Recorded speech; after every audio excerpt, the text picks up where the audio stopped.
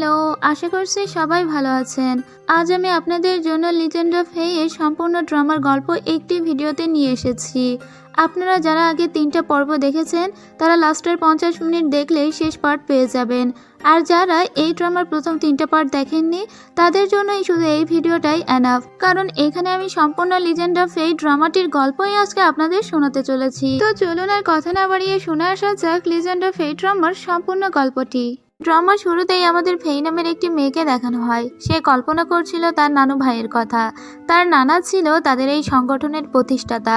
তাদের এই সংগঠনের নাম হলো 48 শক্তিশালী সংগঠন। তো ফেইয়ের নানু বাড়ি যেখানে ছিল তার চারপাশ ছিল পাহাড়ে ঢাকা এবং ভিতরে একটা নদী বয়ে গেছে। নদীর ওই পাশে থাকতো ডাকাতেরা।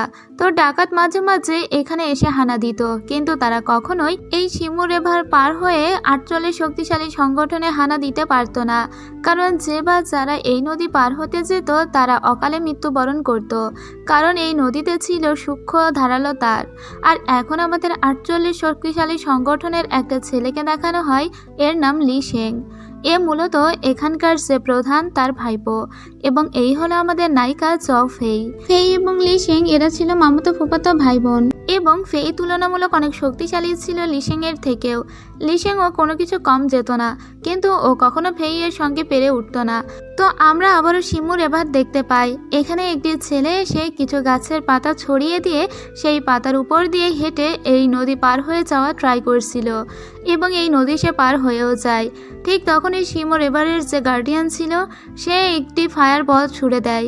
এটা দেখে সবাই বুঝতে পারে যে এখানে কোনো আততায়ীর আগমন ঘটেছে, এবং এখানে যে কাটা তার ছিল সেই তার এতটাই ধারালো এবং সূক্ষ্ম ছিল যে একটা পাতাও তাতে 2 ভাগ হয়ে যেত।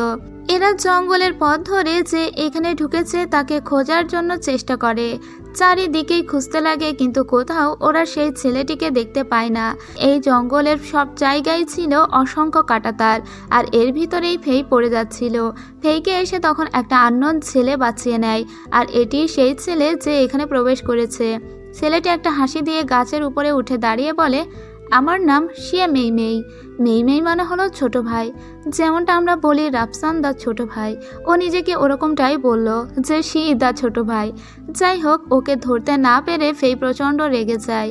ফেই তখন ওর সংগঠনের সবাইকে বলে যে ও জঙ্গলের ভিতরেই আছে। ফেই এর মা হলো এই সংগঠনের এখন বর্তমানে প্রধান, তার নাম হলো লি রং। ফেই এর মা প্রচণ্ড রেগে যায় এবং ফেইকে অনেক বকাঝকা করে ছেলেটিকে না ধরতে পারার জন্য, কিন্তু লি শেংকে কিছুই বলে না। এতে লি শেং এর খারাপ লাগে।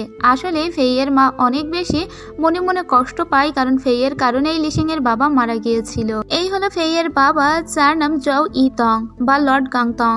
তো ফেই এর বাবা মা দুজনেই চায় লি শেংকে এখানকার প্রধান বানিয়ে দিতে, কিন্তু লি শেং জানে তার থেকে ফেই আরো অনেক বেশি এখানকার প্রধান হওয়ার দাবিদার বা যোগ্য। কিন্তু লি রং বা ফেই এর মায়ের সবসময় মনে হয় যে হয়তোবা ফেই এর জন্যই তার ভাই মারা গিয়েছে এবং লি শেং এতিম হয়ে গিয়েছে, এজন্য লি শেং এর দেখভালের দায়িত্ব তার উপরেই ন্যস্ত। তাছাড়া সে অনেকদিনই এই সংগঠনের প্রধান ছিল, এখন 48 শক্তিশালী সংগঠনের প্রধান হওয়ার যোগ্য একমাত্র লি শেং। কিন্তু লি শেং মনে মনে ফেইকে এখনো হারাতে না পারায় সে আজকে চেয়েছিল যেভাবেই হোক ওই ছেলেটিকে খুঁজে বের করবে, সবার সামনে ধরে নিয়ে আসবে, তারপরে ও যদি প্রধান হওয়ার যোগ্যতা অর্জন করে তো 48 শক্তিশালী সংগঠনের প্রধান সে হবে। এদিকে আমরা শি ইয়নকে দেখতে পাই। আসলে আমাদের এই নায়কের নাম হলো শি ইয়ন। শি ইয়ন জঙ্গলের ভিতরে বসেছিল। এদিকে লি শেং ওর বোনকে বেঁধে রাখে, কারণ ওর বোন ওকে কোনোভাবেই একা একা জঙ্গলে যেতে দিতে চাইছিল না, কিন্তু লি শেং আজকে একা একা তো জঙ্গলে যাবেই, তাই বোনকে বেঁধে রেখেই ও জঙ্গলে চলে যায়। মিস করবেন না। লি শেং এর বোন লি ইয়ান তখন চলে আসে চও ফেই এর কাছে। ফেইকে এসেই জানায় যে লি শেং একা একাই শিমু রিভারে বা জঙ্গলে চলে গিয়েছে। এবার শিমু রিভার রাত্রেবেলা আরো অশান্ত হয়ে পড়ে। এখানেই মূলত নিজেকে একটু যাচিয়ে নিতে চেয়েছিল লি শেং। চও ফেই বলে, তুমি কি পাগল হয়েছো? তুমি কখনোই এই নদী পার হয়ে ওই পাশে যেতে পারবে না, তার আগেই মারা পড়বে। এদের 2 ভাই বোনের কথোপকথন আবার গাছের উপর থেকে শি ইয়ন শুনতে পাচ্ছিল। লি শেং মূলত চাইছিল নদী পার হয়ে ওই পারে যাবে, আর ও যদি একবার ওই পারে যেতে পারে তাহলে সবার সামনে এটা প্রমাণ হয়ে যাবে লি শেং আসলে চও ফেই এর থেকে অনেক বেশি ভালো একজন যোদ্ধা। কিন্তু কিন্তু এ কোনোভাবেই ওই পারে তো যেতে পারে না, উল্টো ফেইকেও ঝামেলার ভিতরে ফেলে দেয়। কারণ লিশেংকে বাঁচানোর জন্য ফেইও নদীতে নেমে গিয়েছিল। আর উপর থেকে শিইয়ন এটা দেখে বলে আজকে আমি ওদের বাঁচাবো নাকি বাঁচাবো না। তো একটা কয়েনও ছুঁড়ে দেয় এবং ও ভেবেছিল উপরের দিক যদি পড়ে তাহলে ও বাঁচাবে, কিন্তু কয়েনটা এমনভাবে পড়েছিল যেটা দেখে শিইয়ন বলে হয়তোবা ঈশ্বর নিজেও চান না আমি ওদেরকে বাঁচাই, আর সেজন্য কয়েনটা এভাবেই পড়েছে। যাই হোক, ওদের ভাগ্য ওদেরকেই ডিসাইড করতে দিই। কিন্তু শিমুর এবারে তখন ছিল অনেক বেশি ঢেউ, আর এই ঢেউ অতিক্রম করে ওরা কোনোভাবেই ওপারে তো যেতে পারছিলই না, বরং ফেই আর লিশেং এর ভিতর থেকে বেরো হতে পারছিল না, যেটা দেখে শিইয়ন আর বসে থাকতে পারে না। শিইয়ন তখন ওদেরকে বাঁচানোর জন্য আবারও পাতা ইউজ করে তার উপর দিয়ে হেঁটে সোজা নদীর মাঝখানে চলে আসে। একে দেখে জফেই বলে তুমি সেই না যাকে আমি জঙ্গলে দেখেছিলাম, তুমি এখানে কেন এসেছো? জফেইকে শিইয়ন বলে আমি না আসলে তো তুমি বাঁচতেই না। এদিকে আমরা লি রং অর্থাৎ ফেইয়ের মাকে দেখতে পাই। লি ইয়ান ফেইয়ের মাকে এসে সবটা জানায় যে ওরা দুই ভাই বোন এই নদীতে এখন ফাইট করছে। ফেইয়ের মা জানা মাত্রই এই নদীতে থাকা সমস্ত মেকানিজম অফ করে দেয়, আর সাথে সাথেই যে রশিগুলো ওদেরকে একদম মেরেই দিচ্ছিল সেই রশিগুলো আস্তে আস্তে নিচে পড়ে যায় আর ওরা বেঁচে যায়। কিন্তু জফেইয়ের মা ফেইয়ের উপর প্রচণ্ড রেগে যায় আর বলে তোমাকে বারবার বলেছি না কোনো ট্রাভেল না করতে, কিন্তু তারপরেও তুমি এখানে ঝামেলা সৃষ্টি করেছো। ওদের দুই ভাই বোনকেই বকা দিচ্ছিল। তো এই অবস্থায় শিইয়ন ধরা পড়ে যায়, আর তখন এই শিমুর এবারের গার্ডিয়ান শিইয়নকে বলে তুমি খুব ট্যালেন্টেড একটা ছেলে, কখনো কেউ আমার এই শিমুর এবার অতিক্রম করে ওই পাশে যেতে পারেনি, কিন্তু তুমি আজকে সেটা করে দেখালে। কিন্তু তোমার ভাগ্য এতক্ষণ ভালো ছিল, এখন মনে হচ্ছে না তুমি আর এখান থেকে বেঁচে ফিরতে পারবে। তখন শিইয়ন নিজের পরিচয় দেয় আর বলে আমি একটা বিশেষ কাজের জন্য এখানে এসেছি। আপনি বোধহয় 48 শক্তিশালী সংগঠনের নেতা, আপনাকে আমি কি বলে সম্বোধন করব? কিন্তু লি রং কোনো কিছুই বলে না, শুধু এটা বলে আমাদের এখানে আমরা কোনো অপরিচিত মানুষকে অ্যালাউ করি না, আর তাই আপনাকেও অ্যালাউ করতে পারছি না। সরি, আপনাকে হয় আমাদের কাছে আটক থাকতে হবে, না হলে সঠিক কারণটি বলতে হবে। তখন শিইয়ন বলে আমি এখানে লর্ড গাংতাংকে খুঁজতে এসেছি, আমাকে জেনারেল ওয়াং পাঠিয়েছে একটা বিশেষ কারণে। এটা শুনে লি রং আরো বেশি রেগে যায় আর বলে তোমাকে কে বলেছে এখানে লর্ড গাংতাং থাকে? শিইয়ন বলে আমাকে একটা চিঠি লিখে জেনারেল ওয়াং বলেছে এই চিঠিটা লর্ড গাংতাং এর কাছে পৌঁছে দিতে। আমি জানি লর্ড গাংতাং এখানেই থাকে। কে লর্ড গাংতাং আমাকে বলবেন? কিন্তু তখন শিইয়ন এটাও বুঝে যায় যে না, ওর কপালে আজকে শনি ওয়েট করছে, সেজন্য ও ইনস্ট্যান্ট লর্ড গাংতাং বলে এখান থেকে পালিয়ে যায় এবং ওকে পালানোর জন্য হেল্প করে লিশেং এবং জফেই দুজনেই। আর এটা খুব ভালোভাবেই জফেইয়ের মা বুঝতে পারে যে ফেই ওই ছেলেটাকে পালিয়ে যেতে হেল্প করলো। এবার জফেইকে সবার সামনে নিয়ে আসা হয়। ফেইয়ের মা খুবই রেগে গিয়েছিল, কারণ যখন শিইয়ন পালাচ্ছিল তখনই ফেইয়ের মা ওকে ধরতে পারত, কিন্তু ফেই আর লিশেং এরা দুজনেই পেটে ব্যথার অভিনয় করেছে, সেজন্য শিইয়ন আরও ভালোভাবে ওখান থেকে পালিয়ে যেতে পেরেছে। জফেইয়ের মা ফেইকে বলে তোমার মনে নেই ছোট্টবেলায় আমাদের এই তল্লাটে একদল ডাকাত ঢুকেছিল আর তারা তোমাকে অপহরণ করে নিয়ে চলে যাচ্ছিল। আসলে ফেইয়ের হাতে একটা দারুণ বালা ছিল আর ওদের দরকার ছিল ওই বালাটার, কিন্তু যে লোকটা এই বালাটা চুরি করতে এসেছিল জফেই সে ছোট্ট থাকা অবস্থায় ওই লোকটির চোখে একটা কাঠি ঢুকিয়ে দিয়েছিল আর লোকটি ওখানে কানা হয়ে গিয়েছিল এবং ফেইকে তখন এসে বাঁচিয়েছিল লিশেংয়ের বাবা। এই হলো লিশেংয়ের বাবা, কিন্তু ফেইকে বাঁচাতে গিয়ে লিশেংয়ের বাবা মারা গিয়েছিল, কিন্তু ফেইকে বাঁচিয়ে সে বাড়ি পর্যন্ত নিয়ে এসেছিল।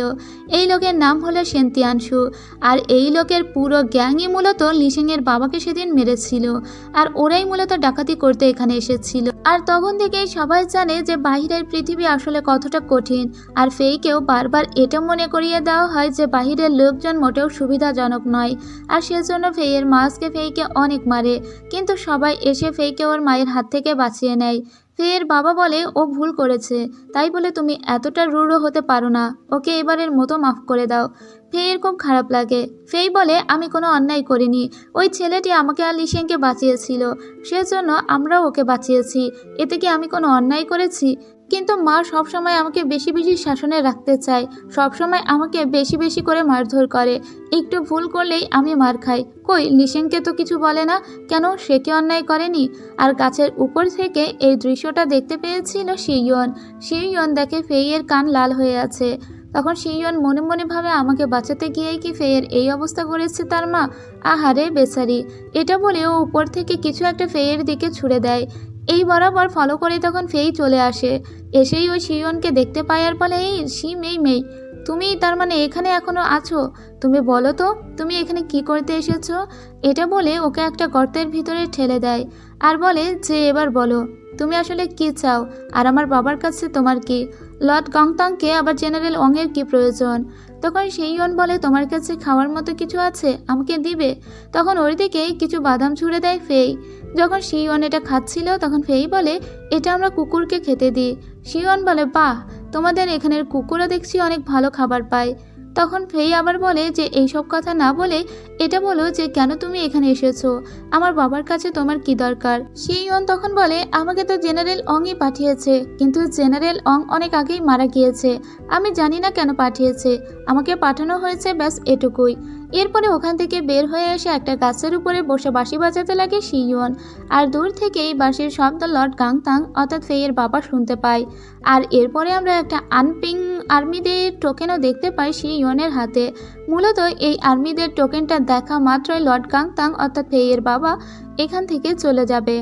তো ফেইয়ের বাবা এখানে আসা মাত্রই শিওনকে দেখে বলে যে কে তোমাকে পাঠিয়েছে, তাছাড়া এই টোকেন তোমার কাছে? এবং সে আর কোনো কিছু জিজ্ঞেস করে না, কারণ টোকেন দেখা মাত্রই সে যেতে বাধ্য এবং তাকে যেতেই হবে। আসলে বাহিরের পৃথিবীতে অনেক বেশি ঝামেলা হচ্ছে এবং লর্ড গাংতাং একজন বড় যোদ্ধা, তাই তাকেই মূলত এখন লিড দিতে হবে। আর সেজন্যই তো লর্ড গাংতাংকে এই খবরটা পৌঁছে দেওয়ার জন্যই শিওন এখানে এসেছে, কারণ 48 শক্তিশালী সংগঠন পুরো দুনিয়া থেকে একদম বিচ্ছিন্ন হয়ে আছে। এরা বাহিরের পৃথিবীর কথা কিছু বলতেই পারে না, এদেরকে সম্পূর্ণ আলাদা করে এরা নিজেরাই রেখেছে। আর সেজন্যই এদের কাছে বাহিরের পৃথিবীর কোনো খবরও আসে না। আর এই খবর জানানোর জন্যই মূলত এখানে শিওন এসেছে। আজকে ফেইয়ের বাবা চলে যাচ্ছিল জেনারেল উ এর সাথে। ফেইয়ের বাবাকে বারবার আটকানোর জন্য আসে, কিন্তু ফেইয়ের বাবা আজকে ফেইয়ের দিকে ফিরেও তাকায় না, কারণ যতই উনি পিছনে ফিরে তাকাবেন ততই তার মায়া বেশি হবে। জেনারেল উ তখন ফেইয়ের সঙ্গে ফাইট করে মূলত ফেইকে এখান থেকে চলে যাবার জন্য, কিন্তু ফেই তো কোনোভাবেই ওর বাবাকে নিয়ে যেতে দিবেই না। জেনারেল উ এর তখন কিছুই করার থাকে না, ফেইয়ের ছুরিটা অর্থাৎ হাতের তলোয়ারটাই ভেঙে 2 খণ্ড করে দেয় এবং এটা বলে যে আমি খুব দুঃখিত।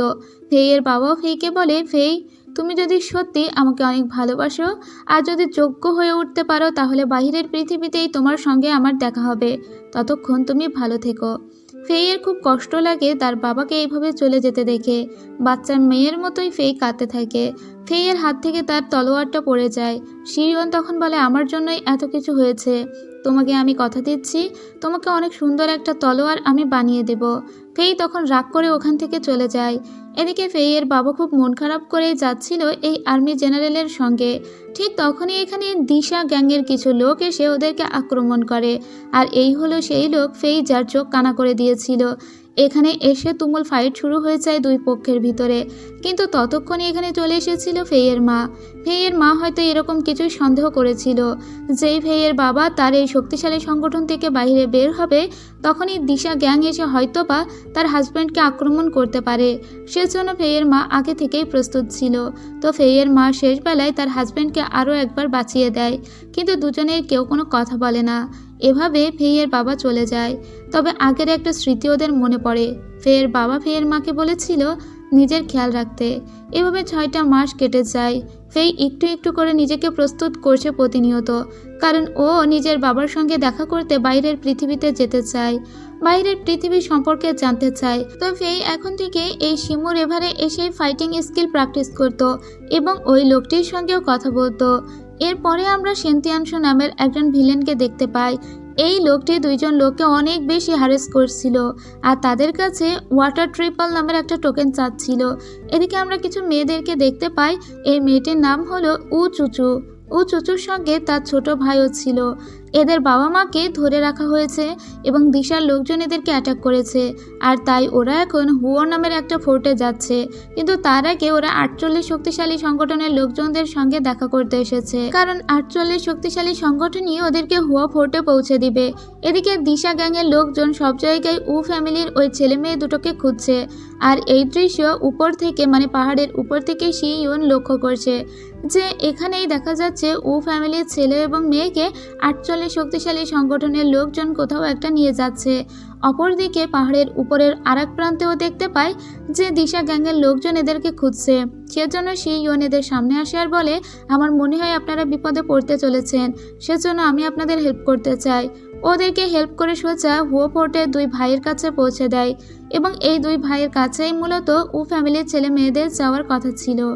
এদিকে আফেই তখনও পর্যন্ত প্র্যাকটিস করেই যাচ্ছিল। ফেইকে সবাই আদর করে আফেই বলে। তো ফেই এখন অনেক বেশি স্কিল্ড হয়ে যায়। আর আজকে যেহেতু 6 মাস পূর্ণ হয়ে গিয়েছে এবং ওদের 48 শক্তিশালী সংগঠনে আজকে একটা ভীষণ বড় যুদ্ধের আয়োজন করা হয়েছে। এখানে এরা নিজেদের সংগঠনের সব থেকে সিনিয়র যোদ্ধাদের সঙ্গে ফাইট করবে। আর এই ফাইটটা হয় একটা টাওয়ারের উপরে।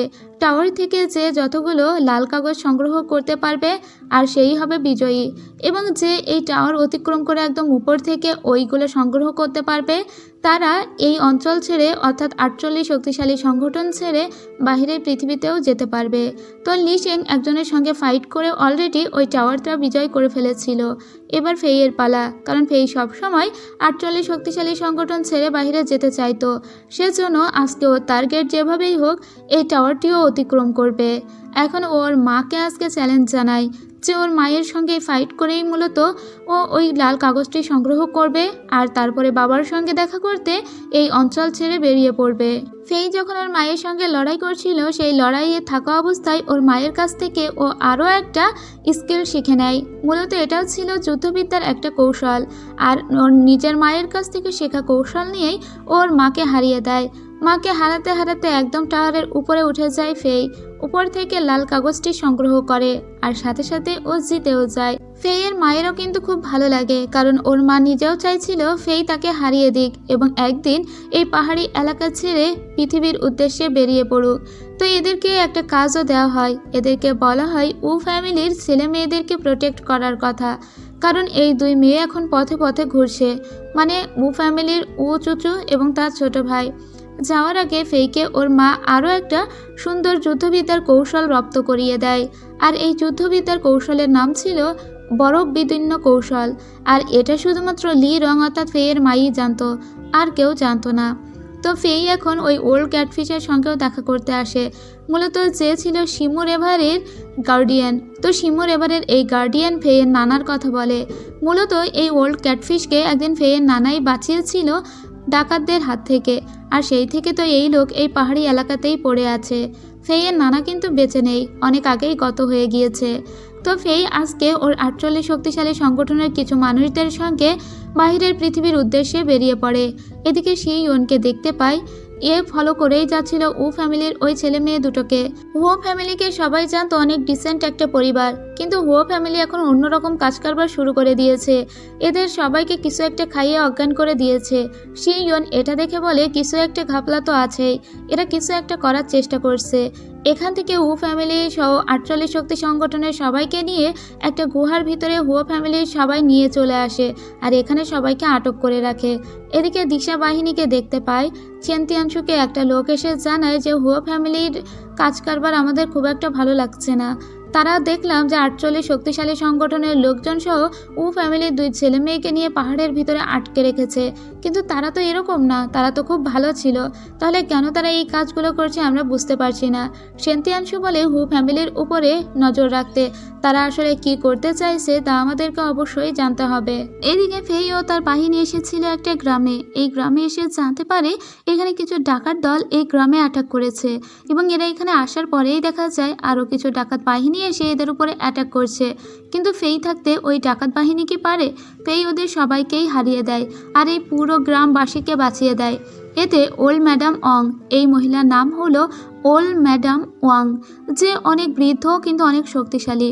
লিশেং দেখে এই মহিলা ফেইকে একটু বেশি অ্যাপ্রিসিয়েট করছে, কারণ ফেই আজকে অনেক ভালো ফাইট করে ওই ডাকাত দলকে হারিয়েছে। সেজন্য লিশেং এর মনে মনে খারাপ লাগে। লিশেং বলে, ফেইকে আমি হারাতেই পারছি না, ফেইকে এবার আমি হারাবই, কারণ ফেইয়ের আগে আমি এবার ও চুচু এবং তার ভাইকে খুঁজে বের করব। রাতের বেলা ফেই তাদের দুর্গের সামনে বসেছিল। এদিকে আমাদের শি ইয়নকে দেখানো হয় ও একটা কাঠে খোদাই করছিল। এটা ছিল অনেকটা তলোয়ার খোদাই করার মতো, এবং ও বারবার মনে মনেই ভাবছিল ফেইয়ের কথা, কারণ ফেইয়ের তলোয়ারটা ওর কারণেই ভেঙে গিয়েছে। তাই ও চেয়েছিল ফেইকে একটা নতুন তলোয়ার কিনে দিবে। এই মুহূর্তে ফেইকে তো তলোয়ার দিতে পারবে না, তাই একটা কাঠের খোদাই করা তলোয়ার ও বানাচ্ছে। তখন লিশেংকে দেখানো হয় লিশেং ওর ঘোড়াটা চালিয়ে এখান থেকে চলে যায়। দেখা মাত্র ফেই ও লিশেং এর পিছু পিছু যাত্রা শুরু করে, কারণ এত রাত্রে লিশেং যাচ্ছেটা কোথায়। কিন্তু ফেই কিছু দূর গিয়েই লিশেংকে হারিয়ে ফেলে। লিশেং অন্য পথে চলে গিয়েছে আর ফেই চলে গিয়েছে অন্য পথে। এদিকে ওল্ড ম্যাডাম অং এদের দুজনের মানে দুই ভাই বোনের কাউকে খুঁজে না পেয়ে চারিদিকে লোকজনদের ছড়িয়ে দেয় আর বলে ওদের দুই ভাই বোনকে খুঁজে বের করো। তো এখানে আমরা দেখতে পাই পাহাড়ের অদূরে একটা দারুণ ঘোড়া বাঁধা ছিল। এই ঘোড়াটি নিয়ে হুয়া ফ্যামিলির এক ভাই সোজা পাহাড়ের নিচে নেমে যায়। ফেই এটা দেখতে পেয়ে বলে, এই পাহাড়ের নিচের গুহায় হচ্ছেটা কি, এখানে এত লোকের আনাগোনাই বা কেন। ওর একটু সন্দেহ হয় এবং মনে হয় লিশেং হয়তো এখানেই আছে। সেজন্য ও এই পাহাড়ের গুহা ফলো করতে করতে সামনের দিকে এগোতে লাগে। কিন্তু হাঁটতে হাঁটতে হঠাৎ করেই ও এমন কিছুর উপরে পা দিয়ে ফেলেছিল যার কারণে ও একটা টানেলের ভিতর দিয়ে একটা মাটির গুহার ভিতরে ঢুকে পড়ে, যেখানেই মূলত আটকে রাখা হয়েছিল শি ইয়নকে এবং উ ফ্যামিলি সহ 48 শক্তিশালী সংগঠনের আরও কিছু লোকজনদেরকে। তো অ্যাফেই যখন নিচে পড়ে যায় তখন ওর মনে হচ্ছিল ও হয়তো মরে গিয়েছে, মরে গিয়ে ও অন্য দুনিয়ায় চলে এসেছে। কিন্তু কিছুক্ষণ পরেই বুঝতে পারেন না ও বেঁচে আছে। আর এদিকে ফেই যে পড়ে গিয়েছিল এটা একটু শুনতে পেয়েছিল শিয়ন। শিয়ন তখন বোঝার চেষ্টা করে এর পাশে কেউ আছে কিনা। শিয়ন শব্দ শোনার চেষ্টা করছিল এবং ও যেহেতু একটা মাটির গুহার ভিতরে আটকে আছে তাই গুহা থেকে কিছু মাটিও সরিয়ে ফেলে এবং অপর প্রান্তেও একটি মেয়ের দুটি চোখ দেখতে পায়। এটা দেখা মাত্র ও বুঝতে পারে এখানে সাধারণ একটি মেয়ে আটকা পড়ে আছে, কিন্তু এই মেয়ের চোখ দুটো ওর কাছে প্রচুর চেনা চেনা লাগছিল। মনে হচ্ছিল মেয়েটিকে ও যেন কোথাও দেখেছে। এত চেনা কেন লাগছে? তখন ওর মনে হয় মেয়েটিকে ও জিজ্ঞেস করবে, কিন্তু না, মেয়েটিকে ও জিজ্ঞেস করে না। ও শুধু এটা বলে, তুমি কোথা থেকে পড়েছো? মেয়েটি বলে, আমি আকাশ থেকে পড়েছি। তখনই ওর মনে হয় কণ্ঠ শুনে যে এটা কি আফেই। তখন ও ফেইকে বলে, আচ্ছা তোমার কাছে খাবার মতো কিছু আছে? ফেই তখন ওর দিকে সেই বাদাম ছুঁড়ে দেয়। এই বাদাম দেখেই ও বুঝতে পারে যে হ্যাঁ এটা আফেই। তখন ও ফেইকে বলে, এই বাদাম তো তোমরা কুকুরকে খেতে দাও তাই না? কারণ ফেই শিয়নকে এই কথা বলেছিল। ফেই বলে, তুমি কিভাবে জানলে এটা আমরা কুকুরকে খেতে দিই? তার মানে তুমি শিয়ে মেই? শিয়ন বলে, আরে আফেই, দেখো আমাদের আবারও দেখা হয়ে গেল।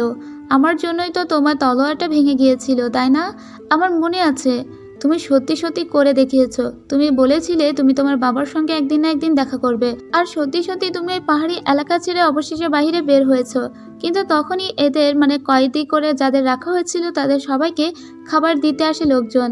তো ও তখন ওই ছিদ্রটা বন্ধ করে দিয়েছিল। খাবার দিয়ে চলে যাবার পরে আবারও ছিদ্রটা খুলে দেয় শিয়ন আর বলে, তোমার কি ক্ষুধা লেগেছে? যদি লাগে তো আমি তোমাকে খাবার দিতে পারি। যদিও এই খাবারে বিষ মেশানো আছে, তারপরেও বেঁচে থাকতে হলে খাবার তো আমাকে খেতেই হবে। আফেই বলে, তুমি জানো এটাতে বিষ মিশানো, তারপরেও কেন খাচ্ছ? শিয়ন বলে, কারণ এটাতে আমার বেশি একটা ক্ষতি হবে না। এরপরে ওরা দুজন দেয়ালের দুই পাশ থেকে একে অপরের সঙ্গে কথা বলছিল। ফেই বলে, তুমি এখানে কেন আটকে আছো? আমার তো মনে হয় না তুমি আটকে থাকার মতো কোনো ছেলে। তাছাড়া আমার বাবা কেমন আছে? ফেইকেও বলে, তোমার বাবা ভালো আছে। আচ্ছা তুমি জানতে চাও এখান থেকে কিভাবে বের হতে হবে? ঠিক আছে, আমি তোমাকে দিক নির্দেশনা দিয়ে দিচ্ছি। ফেইয়ের এত শোনার সময় নেই। ফেই সোজা ওর ওই টানেল থেকে উপরে উঠে একদম শিয়নের কয়েদির সামনেই চলে আসে। এখানে এসে বলে, আমি আসলে ওপাশ থেকে বেশি ভালো বুঝতে পারছিলাম না, তাই একদম তোমার কাছে চলে এলাম যাতে এখান থেকেই ভালো দিক নির্দেশনাটা পেতে পারি। শিয়ন তখন ফেইকে বলে, তোমার জন্য এটা আমি বানিয়েছি। তোমাকে আমি কথা দিয়েছিলাম তোমাকে একটা সুন্দর তলোয়ার আমি উপহার দিব, কিন্তু এই মুহূর্তে আমি ওটা তো দিতে পারছি না, তাই তুমি এটাকেই সাথে রাখো। এটা তোমাকে সব রকম বিপদ থেকে রক্ষা করবে আর আমি চাই এটা তুমি গ্রহণ করো। ফেই তখন ওর হাত থেকে ওটা নিয়ে নেয়। এরপরে ফেই বলে, আমাদেরকে ওই বিষের অ্যান্টিডোট খুঁজে বের করতে হবে। ফেই তখন বাইরে এসে আরও একটা করাতে আরেকটি লোককে দেখতে পায় আরে এটা তো সেন্তিয়ানশু। সেন্তিয়ানশুকে ফেই বলে, তোমাকে দেখে মনে হচ্ছে তুমি অসুস্থ, এই খাবারটা তুমি খেতে পারো। আসলে ওরা সব খাবারে বিষ মিশিয়ে দিয়েছে, কিন্তু এই খাবারগুলো ভালো আছে, আমি নিজে দেখেছি। এই খাবারটা তুমি খেলে তুমি বেঁচে থাকতে পারবে। তাছাড়া তোমার মতো অসুস্থ মানুষকে ওরা ধরে রেখেছে কেন? কিন্তু সেন্তিয়ানশু নিজেকেই তো নিজে এখানে আটকে রেখে দিয়েছিল। সেন্তিয়ানশুর খুব অবাক লাগে এখানে একটা বাচ্চা মেয়েকে ঘুরঘুর করতে দেখে, আবার একটা বাচ্চা মেয়ে ওকে খাবারও দিচ্ছে। এইসব দেখে সেন্তিয়ানশুর মনে হয় মেয়েটিকে, কিন্তু যাই হোক, মেয়েটি খুব দয়ালু। সেন্তিয়ানশু তো আর জানে না এটাই সেই অ্যাফেই, যে 48 শক্তিশালী সংগঠন থেকে এসেছে, যার হাতের বালায় একদিন তার ভাই চুরি করতে গিয়ে কানা হয়ে গিয়েছিল। এদিকে ফেই আসে অ্যান্টিডট খুঁজে বের করতে, কিন্তু এখানে অনেকগুলো ঔষধ ছিল, তাই ওকে একটা একটা করে খুঁজতে হয়। এদিকে সেন্তিয়ানশু তার একজন গার্ডকে বলে যে এখনই যাও, হুয়ো ফ্যামিলি আসলে কি চাচ্ছে আমি এখানে গরাদের ভিতরে থেকেও বুঝতে পারছি না, তাই এই গরাদের সবাইকে আক্রমণ করার চেষ্টা করো। যেভাবেই হোক মাস্টার ভার্মিলন বার্ডকে মেরে ফেলো, কারণ হুয়ো ফ্যামিলি ভার্মিলন বার্ড মাস্টারের সঙ্গেই হাত মিলিয়েছে। কিন্তু দেখো, যে মেয়েটি আমাকে এই রুটিগুলো দিয়ে গেল, সেই মেয়েটির জন্য কোনো ক্ষতি না হয়। এদিকে ফেই আর শিয়ন বেরিয়ে পড়েছিল সেই অ্যান্টিডোটের খোঁজে, এবং ওরা এগুলো খুঁজেও পায়। এখানে আরও একটি গরাদের ভিতরে ওরা একটা টাউইস্ট মাস্টারকে দেখতে পায়। এই লোকটি অনেক বেশি জ্ঞানী একজন মানুষ। এই লোককে এখানে দেখে ওরা তো অবাক। এই লোকটিও কি তবে নিজেকে এভাবে এখানে লুকিয়ে রেখেছিল? নিশ্চয়ই আলাদা করে কোনো মোটিভ তো অবশ্যই আছে। ওরা লোকটিকে তখন ছাড়িয়ে নেয়। লোকটি ফেয়ের স্কিল দেখে অবাক হয়ে যায়, কারণ ফেই তলোয়ার বিদ্যায় খুবই ভালো ছিল। তাছাড়া এই পাহাড়ি গুহায় হুয়ো ফ্যামিলি আরো অনেক মানুষকে আটক করে রেখেছিল বিনা কারণে। এরা সেই সব মানুষদের সবাইকেই ছেড়ে দিয়েছিল। এরপর এরা দেখতে পায় এখানে হুয়ো ফ্যামিলি ছাড়াও দিশা গ্যাংয়ের অনেক মানুষই ছিল, যেটা শিয়ন আগে থেকে জানতো না। কিন্তু দিশা গ্যাং এখানে কি করছে, আর হুয়ো ফ্যামিলির দুই ভাইরাও বা কি করার চেষ্টা করছে, কেউ কোনো কিছুই বুঝতে পারছিল না। এরপর সেই কানা লোকটিও এখানে চলে এসেছে, যে লোকটি মূলত সেন্তিয়ানশুর ছোট ভাই। কিন্তু সবাইকে ছেড়ে দিতে গিয়ে ফেইকে অনেক কিছুই একা একা সামলাতে হয়েছিল, কারণ শিয়ন নিজে তো যুদ্ধ করতো না, সমস্ত যুদ্ধ ফেইকে একা একাই করতে হয়েছিল। টাউইস্ট মাস্টার তখন ফেইকে বলে তুমি অনেক দূর এগিয়ে যাবে। এরপর ওদের সবাইকে অ্যান্টিডোট দিয়ে দেওয়া হয়, ওরা সবাই এখন বিষমুক্ত। এরপর ও চুচু আর ওর ভাইকে নিয়ে বাহিরে বের হওয়ার চেষ্টা করে ওরা। টাউইস্ট মাস্টার তখন বলে তুমি সাউথ বেলের, তাই না? তুমি 48 শক্তিশালী সংগঠন থেকে এসেছো। কিন্তু ফেই এখন এইসব কথা শুনে না। এখানে আমরা একটা নতুন ক্যারেক্টারকে দেখতে পাই, এই হলো ভার্মিলন মাস্টার বার্ড। একেই মারতে বলেছিল সেন্তিয়ানশু, কিন্তু সেন্তিয়ানশুকে মারার জন্য এখানে হাজির হয়েছে। মূলত এদের দুজনের ভিতরে যে গভীর একটা দ্বন্দ্ব অনেক আগে থেকে লেগে আছে তা দেখেই বোঝা যাচ্ছিল। ভার্মিলন বার্ড তার হাতে থাকা একটা গুচিন বাজাচ্ছিল, আর সেটা দিয়েই ফাইট করার চেষ্টা করছিল। মূলত ও গান গেয়ে গেয়েই ফাইট করতো, আর দূর থেকে এইসব শিয়ন এবং অ্যাফাই দেখে। শিয়ন জানতো এটা ভার্মিলন বার্ড, কিন্তু ফেই তো অনেক মানুষ সম্পর্কেই জানে না। ফেই তখন সেন্তিয়ানশুকে ওখানে দেখে বলে এই লোকটি ভার্মিলন বার্ডের সঙ্গে লড়াই কেন করছে? এই লোকটিকে তো আমি জেলখানার ভিতরে দেখেছিলাম, লোকটি আমাকে কত অ্যাডভাইস দিল। এটা শুনে অবাক হয়ে যায় শিয়ন। শিয়ন বলে কি, সেন্তিয়ানশু তোমাকে অ্যাডভাইস দিয়েছে? বাবা, মানতেই হবে, তুমি আসলে হিরোইন, না হলে সেন্তিয়ানশুর মতো লোক এরই মধ্যে তার কাছ থেকে তোমার অ্যাডভাইসও পাওয়া হয়ে গিয়েছে। বাহ বাহ, তুমিই আসলে পারবে এই পৃথিবীটাকে জয় করতে। কিন্তু ইয়াফাই তো জানে না এই সেন্তিয়ানশু আসলে কে। তখন শিয়ন ওকে বলে এ দিশা গ্যাংয়ের লিডার, এবং চলো এখান থেকে আমাদের এখনই বেরোতে হবে, না হলে এরা এখনই এই গুহাটাকে উড়িয়ে দেওয়ার চেষ্টা করবে। এদিকে হুয়ো ফ্যামিলির ভাইকে দেখতে পায় যে এই গুহাটাকে উড়িয়ে দেওয়ার জন্য এখানে অলরেডি আগুন লাগিয়ে দিয়েছিল। তাড়াহুড়ো করে যেতে গিয়ে ফেইয়ের কাছ থেকে একটা তোয়ালে পড়ে যায়, আর সেটাকে তুলে নেয় শিয়ন। এরপরে ওরা চলে আসে অনেক দূরের একটা জঙ্গলে, কিন্তু ততক্ষণে দেখা যায় যে পুরো গুহাটি উড়ে গিয়েছে। এদিকে আমরা 48 শক্তিশালী সংগঠনের লোকজনদের দেখতে পাই, যারা লিশেংয়ের তরবারিটি খুঁজে পেয়েছিল, আর লিশেং একটা পাহাড়ে ঝুলছিল। এই ছেলে এখানে কিভাবে এলো কে জানে। এদিকে এরা সবাই একত্রিত হয়েছিল, অবশেষে এরা বেঁচে গেল। এই ছেলেটির নাম হলো চেনফেই। জফেই চেনফেইকে বড় ভাইয়ের মতোই শ্রদ্ধা করত। তো ওরা চিন্তা করে এখন এখান থেকে অন্য পথে হাতটা ধরবে, কিন্তু উচুচু এবং তার ছোট ভাই খুবই ভয় পাচ্ছিল, কারণ এখন ওদের বাবা মা ওদের সাথে নেই, আর তাছাড়া এত কিছু ঘটে যাচ্ছে। এদিকে ফেইকে দেখতে পাই, ফেই এবং শিয়ন আসার পথে ওদের ভার্মিলন বার্ডের সঙ্গে দেখা হয়ে যায়। ভার্মিলন বার্ড ওদেরকে বলে তাহলে তুমি সেই ছোকরা, তাই না, যে ইচ্ছাকৃতভাবে আমার গুহার ভিতরে ঢুকেছিলে এবং সেখানে আমার পুরো প্ল্যানটাকে বরবাদ করে দিলে।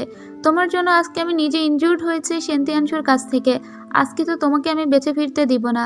তখন অ্যাফেই নিজে তলোয়ারটা বের করতেই যাচ্ছিল ওকে মারার জন্য, কিন্তু শিইয়ন তো খুব ভালোভাবেই জানে এই ভার্মিলন বার্ড আসলে কতটা শক্তিশালী এবং ফেই ওর সঙ্গে যুদ্ধ করে পারবেও না। তাই কথার মারপ্যাচে ভার্মিলন বার্ডকে ফেলার চেষ্টা করেছিল শিইয়ন। শিইয়ন বলে, আমি জানি আপনি গান গেয়ে ফাইট করেন, কিন্তু আপনি কি জানেন আজকে কেন সেন্তিয়ানশো আপনার উপরে আক্রমণ করলো? কারণ আপনি একটা লাইন ভুল গেয়েছিলেন, আর ওই ভুল গাওয়ার জন্যই আপনি মূলত আজকে ইনজুর্ড হয়েছেন। তখন ওই লোক বলে, হ্যাঁ হ্যাঁ আমি ভুল গেয়েছি, এজন্যই আমার মনে হচ্ছিল কিছু একটা আমি মিস করে ফেলছি, তোমাকে ধন্যবাদ।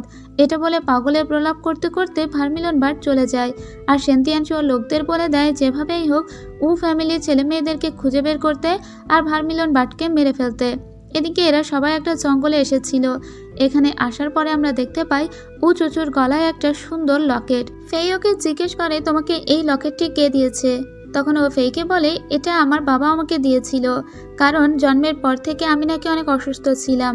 আমার বাবা মা আমাকে বলেছে এটা সবসময় আমার গলায় রাখতে, এবং এটা নাকি আমার জন্য সৌভাগ্যের, এবং যখন আমার বিয়ে হয়ে যাবে আমি কেবল তখনই এই লকেটটাকে আমার গলা থেকে খুলতে পারবো। ফেই তখন ওর মাথা থেকে একটা সুতা বাহিরে বের করে নিয়ে আসে, আর তারপরে শিইয়নের দেওয়া সেই ছোট্ট খোদাইকৃত তলোয়ারটি নিজের গলায় পরে নেয়। এটাকে লকেটের মতো করেই পরে নিয়েছিল। তখন ওকে উঁচুচু জিজ্ঞেস করে, এটা তোমাকে কে দিয়েছে? ও তখন বলে যে আমার একটা বন্ধু দিয়েছে, কিন্তু ফেই এটা বলে না শিইয়ন ওকে দিয়েছে। তখন ফেইকে উঁচুচু বলে, এটা তোমার কাছে ভালোবাসার প্রতীক তাই না? ফেই বলে, আরে না, এটা আমাকে একজন দিয়েছে তো ফেলে দিলে কেমন দেখাবে না, এর জন্য আমি এটা নিজের কাছেই রাখছি। দূর থেকে এগুলো কিন্তু শিইয়ন দেখেছিল। এরপরে এরা জঙ্গলে একসঙ্গে কিছু সুন্দর টাইম স্পেন্ড করে, কিন্তু এখানে চেন ফেই এটা খুব ভালোভাবেই বুঝে গিয়েছিল যে আসলে অ্যাফেইয়ের সঙ্গে লাইন দেওয়ার চেষ্টা করছে শিইয়ন। এদিকে অ্যাফেই খুব মন খারাপ করে বসেছিল।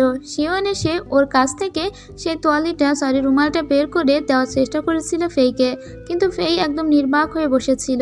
ওকে বারবার ডাকছিল শিইয়ন। ফেই তখন বলে, কি হয়েছে এটা কি? তখন শিইয়ন ওকে বলে, কি হয়েছে, তুমি কি ভাবছো? ফেই বলে, আমি কি আমার মায়ের মতো যোদ্ধা হতে পারবো কখনো? এই একটুখানি সময়ের ভিতরেই আমি অনেক কিছু অবজার্ভ করেছি, এজন্যই বোধহয় মা বলতো কেন পাহাড়ের ভিতরে আটকে থাকাই ভালো। শিইয়ন বলে, আরে কি হয়েছে, কেবল তো তুমি এই দুনিয়াটাকে দেখছো, আস্তে আস্তে তুমি আরো অনেক বেশি শক্তিশালী হবে এবং দেখবে দুনিয়াটা আসলে কত সুন্দর। ফেই তখন বলে, তুমি তো দেখছি আমার বাবার মতো জ্ঞান দেওয়া শুরু করেছো, যাও এখান থেকে। ফেইয়ের আসলে মনে মনে খারাপ লাগছিল 48 শক্তিশালী সংগঠন ছেড়ে আসার পর থেকে, তাই ও চুপচাপ বসেছিল। আর একটু দূরে গিয়ে একটা গাছের গুঁড়ির উপর বসে পড়ে শিইয়ন, আর নিজের মনে সুন্দর করে একটা বাঁশি বাজাতে লাগে, যে বাঁশির সুর শুনে ফেই ঘুমিয়ে পড়ে।